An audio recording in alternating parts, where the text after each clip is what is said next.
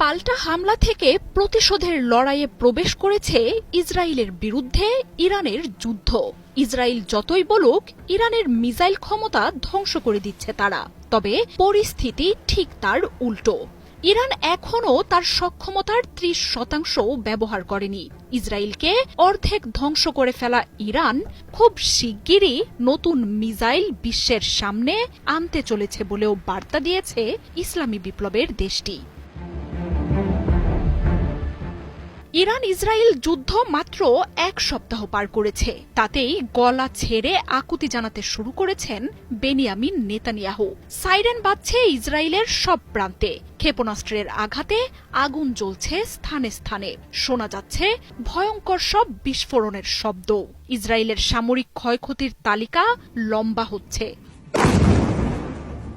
First নিউজের তথ্যমতে ইসরায়েলের উত্তরাঞ্চলের মেরন বিমান ঘাঁটিতে আছড়ে পড়েছে ইরানি মিসাইল। ক্ষেপণাস্ত্রে গুঁড়িয়ে গেছে ইসরায়েলের পেন্টাগন হিসেবে পরিচিত দেশটির প্রতিরক্ষা মন্ত্রণালয়, মোসাদ সদর দপ্তর, সামরিক গোয়েন্দা কার্যালয় থেকে শুরু করে সবচেয়ে বড় সামরিক গবেষণা প্রতিষ্ঠান উইজম্যান ইনস্টিটিউট, সামরিক বাহিনীর স্থাপনা থাকা রামাত গান, পেতাহ টিকভা, বাত ইয়ামের মতো এলাকাগুলো সম্পূর্ণ গুঁড়িয়ে গেছে। দফায় দফায় মিসাইল হামলা হচ্ছে লেজিয়ন, হাইফায় থাকা তেল শোধনাগার, তেল আবিবে হিরে ব্যবসার কেন্দ্র থেকে শুরু করে ইসরায়েলের অর্থনীতি ও বাণিজ্যের প্রাণকেন্দ্রগুলোতে। নজিরবিহীন হামলা হয়েছে ইসরায়েলের সুরক্ষিত বীরসেবা শহরে, হাসপাতালের নিচে থাকা সামরিক স্থাপনা আর বিমান ঘাঁটিতেও পড়েছে ক্ষেপণাস্ত্র। এছাড়াও ফিলিস্তিনের জায়গা দখল করে বসতি গড়ে ওঠা একের পর এক এলাকাতেও হামলা করছে ইরান।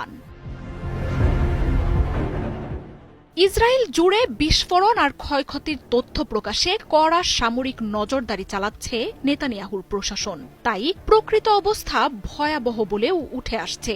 ইরান এমন হামলা চালিয়ে গেলে অচিরেই ইসরায়েল ধসে পড়তে পারে এমন শঙ্কার কথা জানাচ্ছেন বিশ্লেষকরাও। তাই সাধারণ ইসরায়েলি থেকে শুরু করে নেতানিয়াহুর সরকার হুমড়ি খেয়ে পড়েছে ট্রাম্পের সাহায্য প্রার্থনায়।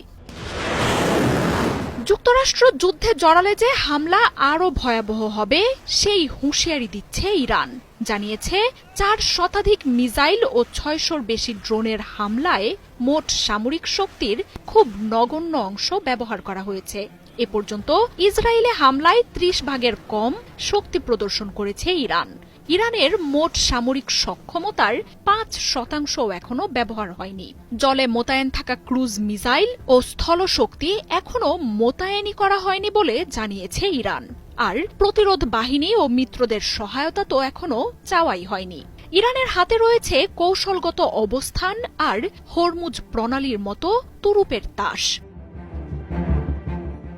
বিশ্লেষকরাও বলছেন, মার্কিন আর ইসরায়েলি ৪-৫ স্তরের নিরাপত্তা যে কয়েক দিনেই ইরান ধ্বংস করে দেবে তা নেতানিয়াহুর কল্পনারও বাইরে ছিল।